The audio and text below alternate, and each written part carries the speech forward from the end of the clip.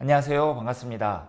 저는 한국에서 토부 정신건강연구소를 섬기고 있는 박홍규라고 합니다. 오늘 이렇게 화면으로나마 또 토론토에 계신 갈보리 채플 성도님들을 만나뵐 수 있게 되어서 정말 기쁘고 또 감사하게 생각합니다.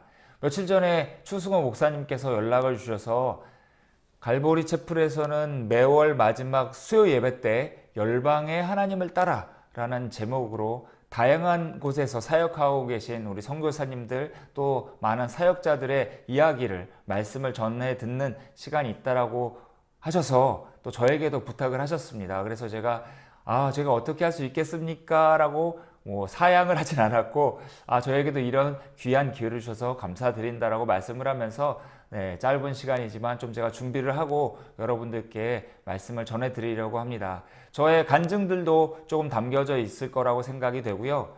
또 이 땅 가운데서 함께 멀리 떨어져 있지만 캐나다 토론토와 또 한국 서울에서 같이 사역하고 있는 우리 주 안에서 또 하나된 동역자로서 함께 기도하고 또 중보를 통하여서 저희가 정말 하나님의 나라를 함께 이루어가는 그러한 귀한 동역자가 되기를 소망하면서 오늘 말씀을 한번 이어가도록 해보겠습니다.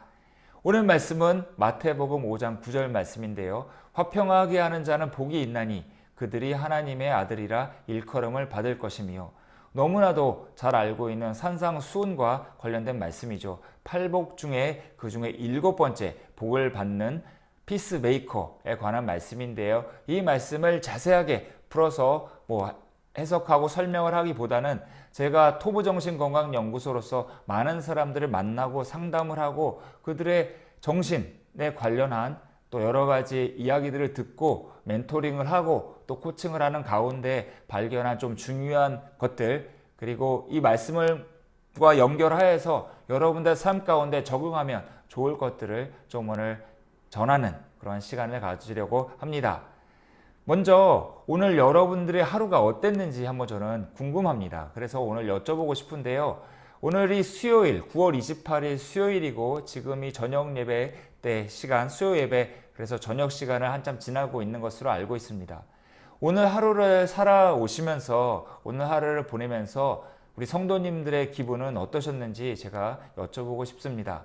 나는 오늘 좀 어떤 하루를 보냈다. 기분이 좋은 하루를 보냈다. 즐거운 하루를 보냈다. 오늘 아주 창의적인 그런 미팅들이 넘쳐나는 하루였다. 또는 오늘은 참 기분이 좋지 않은 하루였다라든지 여러 가지로 힘들었다. 아마 이렇게 답을 하시는 분들도 있을 거라고 생각이 듭니다.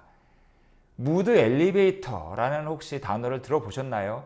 이 무드, 그러니까 분위기, 기분, 감정, 이러한 엘리베이터. 그래서 지상 9층 그리고 지하 9층 이렇게 인간의 감정 18가지 분위기를 엘리베이터로 한번 심리학자들이 그 감정의 영향력, 긍정적인 감정 9가지, 부정적인 감정 9가지를 가지고, 긍정적인 감정을 가지면 아무래도 주위에 좋은 또 영향을 미칠 수 있겠죠. 선한 영향력을 미치는 그러한 감정들을 이렇게 9가지로 해서 9층까지 표현을 한번 해보았고요. 또 반대로 부정적인 영향력, 사람들에게 어떠한 사람은 좀 부정적인 에너지를 주면서 자신뿐만 아니라 사람들도 다운시키는 그러한 일들도 있다고 생각이 되는데, 그러한 부정적인 지하 1층부터 지하 9층까지 9개의 감정을 표시한 것들이 바로 제가 좀 전에 말씀드렸던 무드 엘리베이터입니다. 여러분의 오늘 하루의 감정과 그런 기분, 분위기는 과연 이 지하 9층부터 지상 9층 어디에 있을지 제가 상당히 궁금한데요. 아마 한번 제가 여쭤볼까요? 이 지하에 있는 감정들 중에 먼저 부정적인 감정을 생각해 봤을 때요.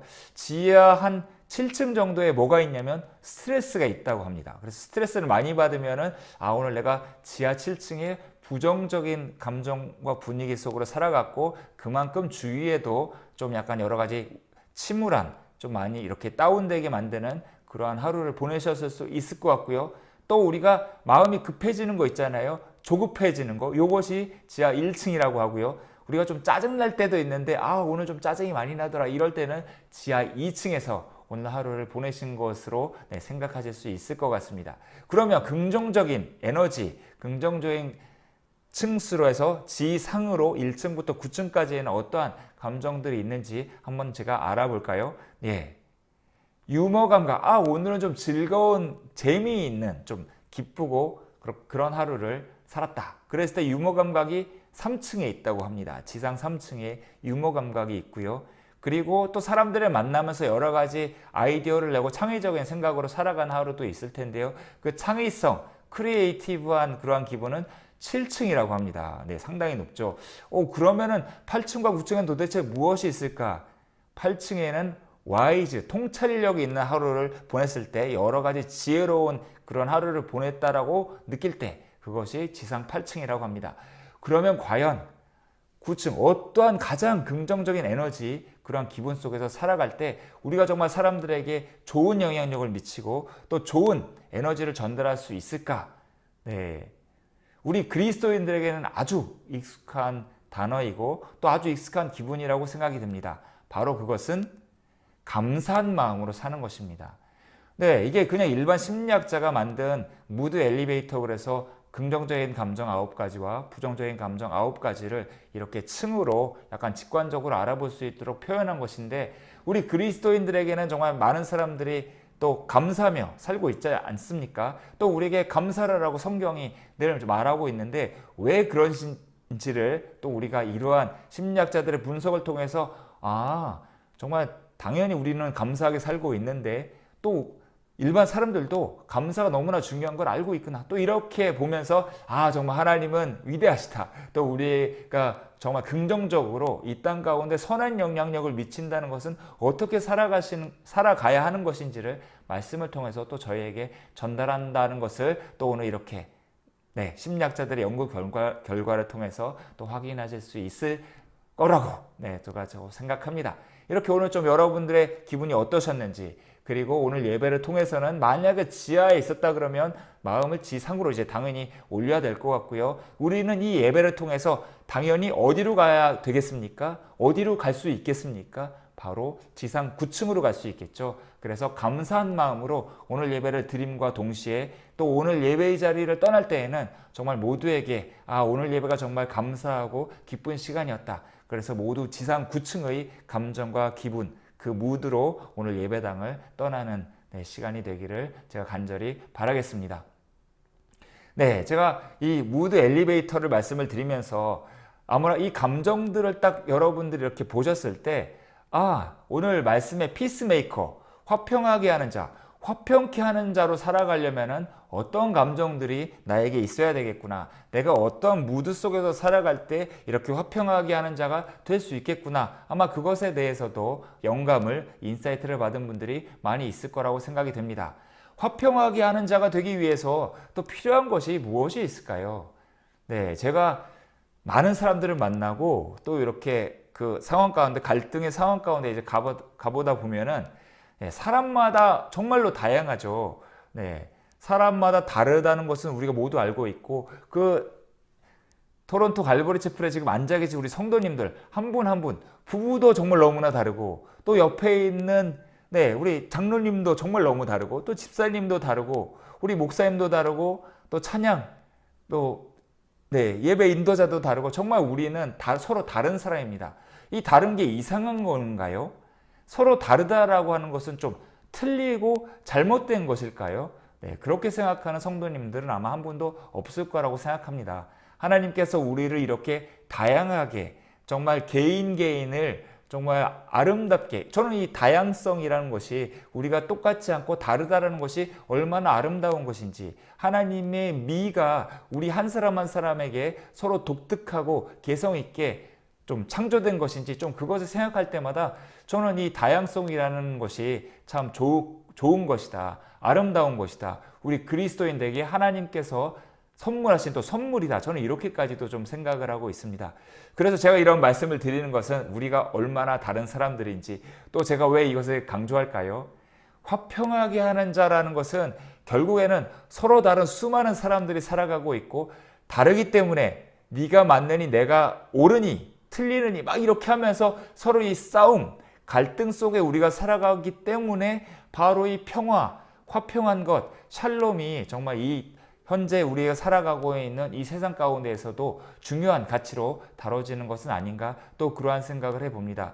그러면 어떻게 이렇게 다른 사람들, 서로 다르기 때문에 뭐 이것이 제가 누군가는 다른 것을 자꾸 틀리다라고 해가지고 이것이 갈등을 야기하지 않습니까?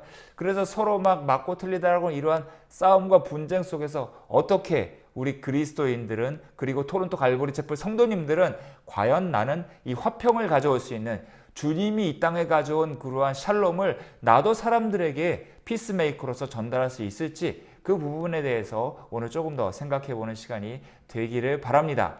먼저 사람은 다양하다라는 것을 제가 말씀을 드리면서 아마 이전에 제 기억으로는 2000년대 한 후반 2000년 10년 어간으로 사랑의 5가지 언어에 대해서 또 많은 사람들이 이야기를 나눴던 것으로 기억을 합니다. 아마 이 책에 대해서도 읽어보신 분들이 있을 거라고 저는 생각이 되는데요. 사랑의 5가지 언어 했을 때 사람마다 사랑하는 방법, 또 그리고 사랑을 느끼는 방식과 그 방법이 다르다라고 여러분들 아마 기억하시는 분들도 있을 것입니다. 이 사랑의 서로 다른 5가지 언어를 먼저 말씀을 드리면 인정하는 말, 잘했어, 정말 대단하다.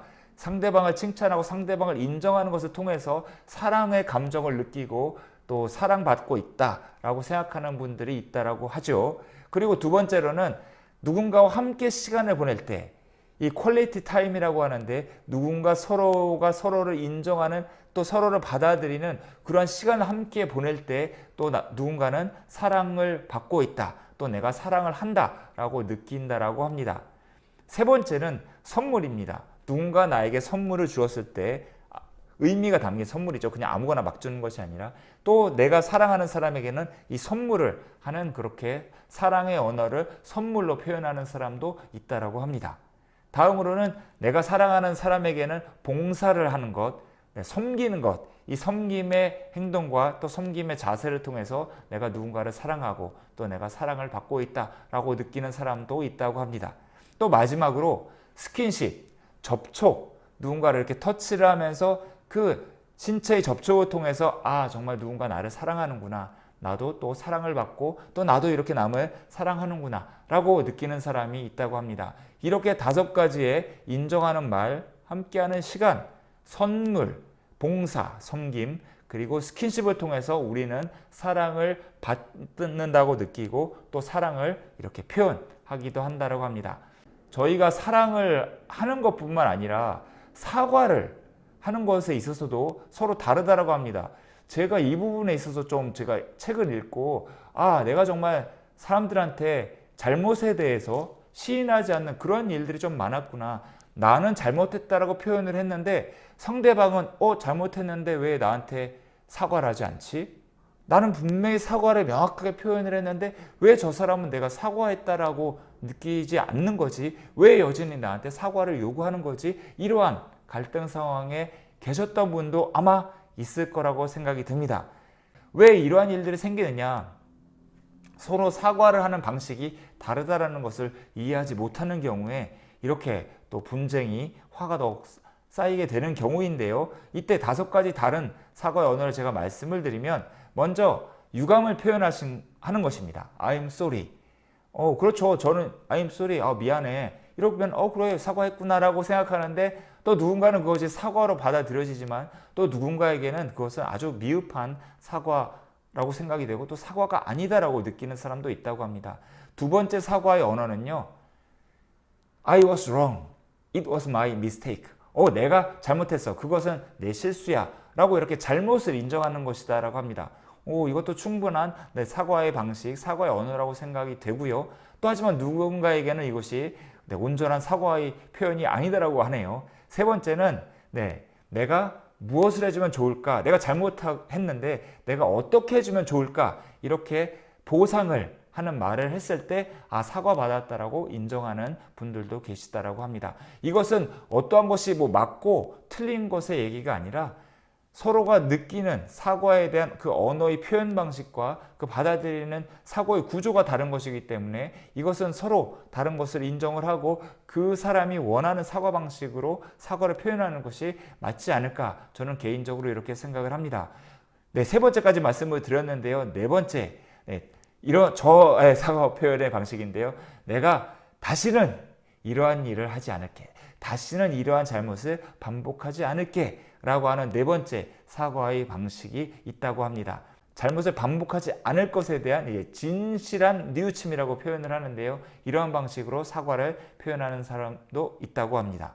마지막으로 다섯 번째는 정말로 사과를 이제 한다고 했을 때는 나를 용서해 줄 수 있겠니? 라고 용서를 구하면서 사과를 표현하는 분도 있다고 합니다. 저는 개인적으로 아니 정말 사과를 할 때 이렇게 용서까지 구해야 돼?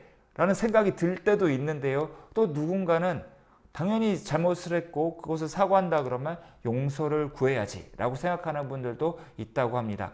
이러한 생각들은 무의식 속에서 작용하는 것이기 때문에 이 다섯 가지 사과의 표현을 이렇게 세밀하게 구분을 해가지고 내가 어떤 것으로 만족감을 느끼고 어떠한 이야기를 들었을 때 그렇지 사과를 하고 내 마음이 가라앉는지를 좀 찬찬하게 돌아보아야 나의 사과의 언어는 무엇인지를 판단할 수 있다라고 하네요.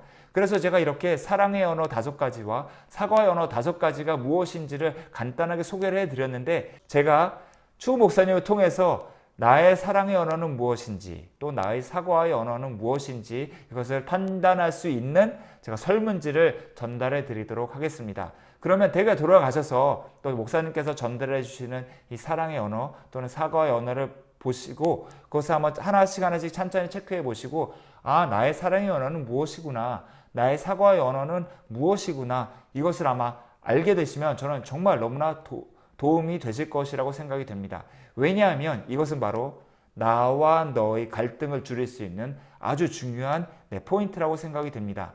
화평하게 하는 자, 화평을 가져오기 위해서는 자신은 어떠한 사람인지, 나는 어떠한 유형인지, 나는 어떻게 사람들을 대화하고 사람들을 이해하고 있는지 그러한 방식들을 이해하는 것들이 필요하고요. 또 나의 이러한 누군가와의 다름 때문에 그 사람과의 관계에서 발생할 수 있는 부부 관계에서 발생할 수 있는 또는 직장의 동료들 또는 친구들 또 학교에서 만나는 선생님과 또 여러 사람들과의 관계 속에서 발생할 수 있는 그러한 갈등들을 판단하고 그 부분을 다름을 인정하기 때문에 남들에 대한 관용적인 포용적인 태도로 저 사람이 틀린 게 아니라 나와는 다른 부분이구나. 그래서 다르기 때문에 내가 그 부분을 잘 이해를 못한 것이었구나. 그렇게 서로를 이해하고 또 화평케 하는 방향으로 나아갈 수 있기 때문에 제가 이런 서로 다름을 알 수 있는 부분들을 좀 제가 오늘 소개해 드렸습니다. 그러면 또 다른 이제 서로의 다름이 아주 또 극명하게 나타나는 것들 두 가지를 제가 오늘도 간단하게 소개해 드리려고 합니다. 그것은 바로 무엇이냐? 민감성과 감각추구 성향입니다. 사람의 근원적인 기질과 성격을 알아볼 수 있는 것에는 이제 민감성이라는 것이 있는데요. 이 민감성을 알아볼 수 있는 질문 제가 먼저 한 가지 드려보도록 하겠습니다. 분위기 변화를 잘 알아차리고 타인의 기분에 쉽게 영향을 받는가? 그러신 나는 좀 그런 사람이야. 난 좀 그렇지는 않은데 그렇게 하면 yes, no로 표시를 해주시면 좋겠고요. 두 번째, 나는 강한 자극에 쉽게 피곤해지고 불편하다. 빛이나 냄새 그리고 소리가 나는 좀 약간 민감한 편이다. 그래서 소리가 계속적인 큰 소리가 날 때는 잠도 잘 못 자고 또 여러 가지 냄새가 불쾌한 냄새가 났을 때는 상당히 아주 참기가 어렵다. 이런 분들이 또 있을 수 있습니다. 다음으로 나는 액션, 공포 영화의 잔상이 오래 남아서 그렇게 잘 영화를 보지 못한다. 그리고 갑작스럽게 어떠한 이제 변화가 막 발생했을 때 나는 이런 변화가 좀 불편하다 라고 느끼시는 분들도 있을 것 같습니다. 이러한 제가 간략한 세 가지 질문을 드렸는데요. yes, no로 아마 본인 스스로 한번 생각해 보셨을 것 같습니다. yes가 많이 나온 경우에 민감한 사람이다 라고 생각이 되고요. 제가 이 민감성 테스트는 목사님을 통해서 또 리스트가 한 20가지 정도가 있거든요. 그래서 그 리스트를 체크를 하면 내가 좀 민감한 편이구나 또는 나는 좀 덜 민감하구나 이런 것들을 알 수 있는 그런 리스트도 제공해 드리도록 하겠습니다. 민감성 말고 제가 또 한 가지 더 말씀을 드렸죠. 감각추구 성향입니다. 사람의 근원적인 기질과 성격을 파악할 수 있는 감각추구 성향인데요. 이것을 파악할 수 있는 질문 세 가지를 또 한번 드려보도록 하겠습니다. 몇 번 가봐서 익숙한 장소가 있죠. 그러한 익숙한 장소보다는 나는 새로운 낯선 곳에 가고 싶다.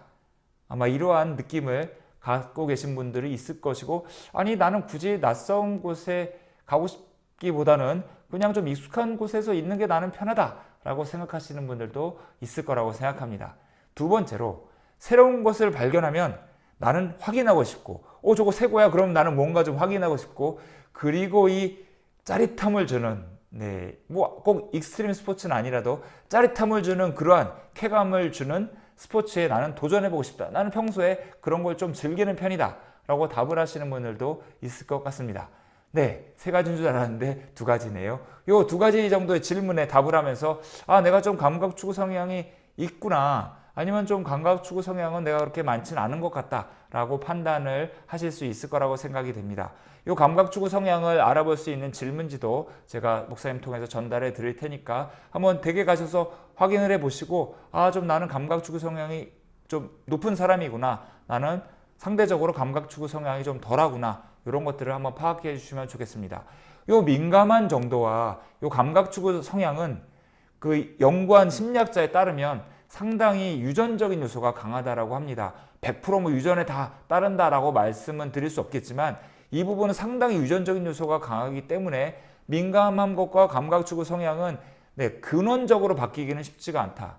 내가 어떠한 소리나 자극에 민감하다 그러면 이런 것을 내가 스스로 여러 학습 과정과 경험을 통하여서 내가 좀 그것을 다스리고 통제하는 법을 배우는 것이지 매번 느껴지는 그러한 거북함과 좀 참기 힘든 그러한 것들은 늘 발생할 수 있다라고 생각이 됩니다. 감각추구 성향도 내가 막 이렇게 계속 또 누군가는 계속 이렇게 익숙한 것만 찾아다니는 사람이 있고 또 계속 정말 제가 상담한 분은 이러한 표현을 쓰더라고요.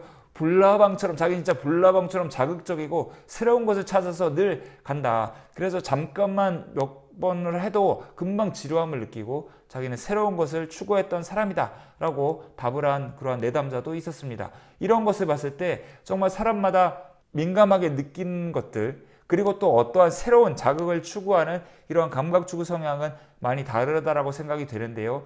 이 다름에서 그치는 것이 아니라 이것들이 사람들과 삶 가운데서 영향을 주고받으면서 누군가에게는 이것이 과도하게 느껴졌을 때는 저 사람은 너무 예민한 거 아니야? 민감한 사람을 그렇게 폄하하거나 나랑 다르다, 나는 좀 둔감하고 아니 그런 거는 그냥 좀 넘어가야지 뭘 그렇게 그걸 까다롭게 굴어 라고 이렇게 하는 경우들이 있죠. 그러니까 이렇기 때문에 다른 것이 서로 틀리게 느껴지고 또 그것 때문에 갈등이 발생하는 상황 가운데 저희가 많이 노출되는 것이 아닌가라는 생각이 들고 아니 좀 진득하게 앉아가지고 좀 뭐 공부도 하고 아니 이거 한지 뭐 얼마나 됐다고 뭐 벌써 며칠이나 됐다고 벌써 지루하다 그래 그냥 좀 진득하게 해봐 이렇게 감각추구 성향이 높은 사람들을 이해하지 못하는 말들을 저희가 하는 경우도 있고 감각추구 성향이 또 많은 사람들은 내가 좀 이상한 거 아닌가 아니 사람들이 다 이렇게 좀 진득하게 하고 정말 성실하게 하는데 나는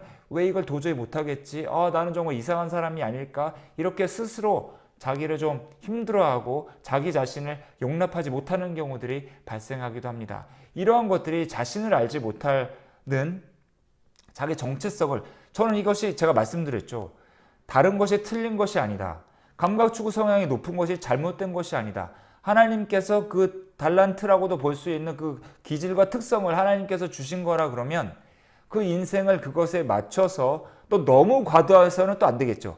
적절하게 이것을 타협이라든지 아니면은 내 자신의 그런 달란트로서 발견을 하고 사람들과의 상황 가운데서 적절하게 조화를 이루면서 살아갈 또 그러한 부분도 우리에게는 책무가 또 책임이 있다라고 생각이 됩니다. 이러한 것들을 아는 것, 내가 어느 정도 민감한 사람인지, 내 주위에 얼마나 민감한 사람들이 있는지, 내가 그 사람을 잘 이해 못한 이유는 내가 상대적으로 민감성에 있어서 이러한 차이가 있었기 때문은 아니었는지를 한번 생각하는 시간을 갖는 것도 상당히 중요한 또 의미가 있지 않을까 생각이 됩니다. 말씀드린 것처럼 민감한 것뿐만 아니라 감각추구 성향에 있어서도요. 나는 좀 이렇게 진득하게 하는 성향이고 좀 다른 사람들은 저 사람은 정말 너무 이렇게 고리타분한 사람 맨날 하던 거 똑같이 해 라고 하는 것도 그분의 감각추구 성향이 그렇게 높지 않기 때문에 기존에 하던 것들에 있어서 그냥 지루함을 덜 느낄 수도 있는 것이다 라는 사실 이러한 부분들에 대해서도 우리가 서로 이해하고 사람들에 대한 이해의 폭을 넓히는 계기가 되었으면 합니다. 제가 이러한 민감성과 감각추구 성향을 말씀드린 이유는 오늘 말씀으로 다시 돌아가 보면 무엇일까요? 화평하게 하는 자는 내 자신의 주장을 크게 하는 것 있을 수 있지만 내 주장을 무조건 굽히고 주님께서 말씀하신 것처럼 무조건 관용하고 용서하고 그래가지고 그냥 다 포용하고 사랑하고 그렇게 해서 화평을 이뤄낼 수 있을까요? 어떻게 보면 나와 너의 관계에서는 내가 많이 희생하고 또 나의 그러한 본능을 또 나의 기분과 감정을 억누르고 상대를 받아들이고 용납한다 그러면 어느 정도 가능할 수도 있다라고 생각이 됩니다. 저는 하지만 바람직하지는 않다라고 생각이 됩니다. 왜냐하면 화평하게 하는 과정 가운데에서 나의 기질과 특성을 그냥 희생하고 누르기만 하면서 상대를 받아들인 경우에는 이 나의 스트레스가 정말 주님 안에서 잘 이게 영적으로 거룩하게 잘 승화가 된다라 그러면 아주 아름다운 화평을 우리가 가져올 수 있지만 만약 그렇지 못했을 경우 이것이 스트레스로 나아가고 이것이 오히려 상대방을 정죄하고 상대방을 비난하는 그러한 자기의가 높아지는 잘못된 그러한 상황으로 그러한 것으로 이르렀을 때에는 꾹꾹 눌러진 것들이 언젠가 폭발했을 경우에 화평이 아니라 오히려 분쟁과 이것은 핵폭탄급의 공동체와 조직을 또는 우리 가정을 폭발할 수 있고 분열시킬 수 있는 아주 위험한 상황이다, 상태이다 라고 말씀을 드리고 싶습니다. 그렇기 때문에 제가 계속 반복적으로 말씀드린 것처럼 나와 상대방이 어떻게 다른지를 알고 그것을 이해하고 그렇기 때문에 그것을 받아들이려는 노력과 기도, 공동체적인 그러한 합의, 그것이 우리로 하여금 더욱더 긍정적인 화평과 평안으로 나아가게 하는 방안이다 라고 말씀을 드리겠습니다. 또 이것은 나와 너의 문제를 넘어서 화평하게 한다는 것은 무엇일까요? 제3자들 사이에 서로 사랑하지 못하고 화평하지 못하고 싸우고 반목하고 분쟁을 하고 있는 그 사이에 제가 들어가서 그 사람들이 왜 다른지, 왜 싸우고 있는지, 이들의 갈등의 원인은 무엇인지를 제가 말씀드린 여러 가지 이유, 서로 사랑하는 법이 다르고 서로 사과하는 것들이 잘못은 알고 인정을 했는데 사과가 잘못된 서로에게 용납이 되지 않는 또 서로가 이해하지 못하는 방식으로 사과가 되었기 때문에 서로의 마음은 사과의 마음은 있다 그래도 그것이 받아들여지지 못하는 이러한 상황 속에서 갈등이 커져가고 있는 것은 아니지, 또는 민감함에 있어서의 정도의 차이, 그리고 감각추구 성향에 있어의 정도의 차이가 아니 저 사람은 도대체 왜 이래? 이해하지 못하는 그것 때문에 서로가 다른 것에서 그치는 것이 아니라 상대방을 비난하고 있는 그러한 제3자들, 그러한 공동체와 집단들 사이에 내가 화평케 하는 자로서 들어갈 때 어떻게 그들을 서로를 이해시키고 서로를 용납하게 할 수 있는지를 알기 위해서는, 그곳에 주님의 사랑을 가져가기 위해서는 주님의 사랑으로 그들을 포용하는 것 필요하고 말씀을 들고 가져가는 것 너무나 필요한데 그들의 갈등의 원인은 무엇이었는지를 한번 제가 오늘 말씀드린 서로 다름의 관점에서 한번 이해하고 그들에게 그러한 것들을 제시하면서 그 사이에 또는 그들에게 제시는 하지 않더라도 내가 그것을 바라보았을 때 이런 부분에서 다르구나. 그러면 우리는 무엇을 할 수 있죠? 그들을 비난하고 야 이런 이론이 있는데 왜 니네들이 이것을 못 받아들이는 거야? 니네들이 잘못이야 라고 하는 것이 아니라 우리 믿는 사람들은 그곳에 기도하는 마음으로 중보자로서 들어갈 때 실질적인 화평과 평안을 가져올 수 있다고 생각이 듭니다.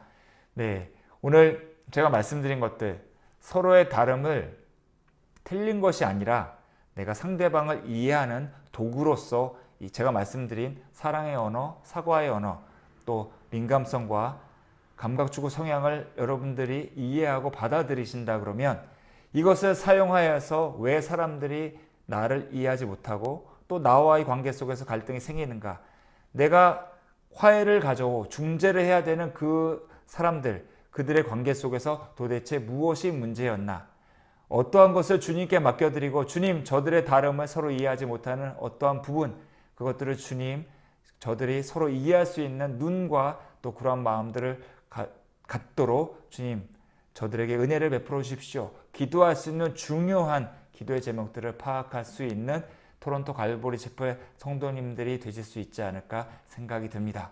마지막으로 오늘 말씀을 한번 또 읽으면서 여러분들 이렇게 오늘 말씀을 마치도록 하겠습니다. 화평하게 하는 자는 복이 있나니 그들이 하나님의 아들이라 딸이라 자녀들이라 일컬음을 받을 것이며. 네, 저는 오늘 말씀을 통해서 이러한 것들을 좀 알고 사람들도 이해하고 내가 이것을 기도함을 통해서 이것을 중보함을 통해서 화평케 하는 자로 살아갈 수 있겠구나 깨닫고 또 실제로 그렇게 살아가시는 토론토 갈보리 체포의 성도님 한 분 한 분이 되시기를 바라면서 오늘 이것으로 모든 말씀을 마치도록 하겠습니다. 저희 토부정신건강연구소가 2013년 10월 26일에 처음 설립이 되었습니다. 그래서 이번 10월 26일이 되면 벌써 9주년이 되는데요. 9주년을 이제 맞이하면서 너무 감사한 것도 많은데 또 부담이 되는 것이 있습니다. 2023년 10월 26일이 되면 10주년이 되는데 이 10주년이 될 때는 토부정신건강연구소가 새로운 비전과 또 방향성을 가지고 나아가고 싶은 좀 그러한 소망이 있습니다. 그래서 올해 10월부터 내년 10월까지 이 1년 동안 토부의 방향성과 또 하나님께서 새롭게 주시는 그 비전을 발견하고 또 어떠한 10년이 지났으니까 다음 10년은 어떻게 살아가야 할까 이것들에 대해서 조금 고민하려고 하는데요. 그래서 많은 분들을 만나고 또 그분들과 함께 또 이야기도 나누고 의견도 듣고 또 기도도 부탁드리면서 1년을 지내려고 합니다. 이 1년간의 과정이 토부의 10주년을 한번 정리를 하고 또 다음 10년을 향해서 나아가는 그러한 귀한 준비 과정이 될 수 있도록 토론토 갈보리 체포 성도님들께서 기도해 주셨으면 좋겠습니다. 두 번째로는 저희 토부정신건강연구소는 다음 세대를 회복하고 또 중독이라든지 여러 가지로 힘들어하고 또 지쳐있는 이런 다음 세대를 회복할 수 있는 그러한 상담 또 그러한 강의 그러한 여러 가지 사역들로 다음 세대를 만나고 있는데요. 이런 과정을 통해서 저희 토부정신건강연구소가 만나고 우리 토부를 찾아오는 많은 사람들이 우리 주님을 만나고 또 그 하나님의 사랑과 은혜 때문에 회복이 되어지고 그 삶 가운데서 온전히 자신에게 주어진 하나님의 창조의 원형을 회복하여서 살아가는 다음 세대들이 계속 나올 수 있도록 저희 토부정신건강연구소의 사역을 위해서 기도해 주시기를 부탁드립니다. 마지막 세 번째로는 다양한 사역단체들 또 사역자들과 함께 연합하여서 정말 하나님의 나라를 점점 더 크게 좀 바라보고 함께 연합하고 활동하고 사역하여서 정말 많은 사람들을 만나고 싶습니다. 그렇기 때문에 비전을 함께하는 그러한 많은 사역자들 그리고 사역단체들과 협력할 수 있도록 그러한 기회들이 생길 수 있도록 만남의 축복들이 생길 수 있도록 이렇게 기도해 주시기를 제가 부탁드립니다.